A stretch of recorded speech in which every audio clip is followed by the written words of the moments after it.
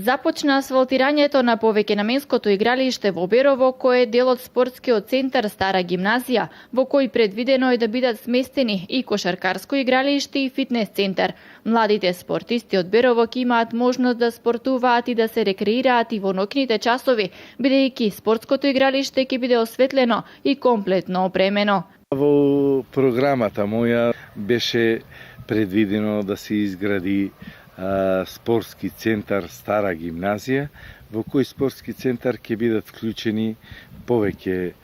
спортски објекти, од кои еден е и повеќенаменско игралиште, кошаркарско игралиште и фитнес центар, но во самиот центар ќе има и градување на детски игралишта, така да тоа ќе биде едно катче за граѓаните на општина Берово за да спортуваат, да се рекреираат. Спортскиот центар Стара гимназија се гради со средства од Агенцијата за млади и спорт и е дел од проектот на владата за изградба на спортски игралишта и повеќенаменски терени во целата држава. Од страна на Агенцијата за млади и спорт, која го финансира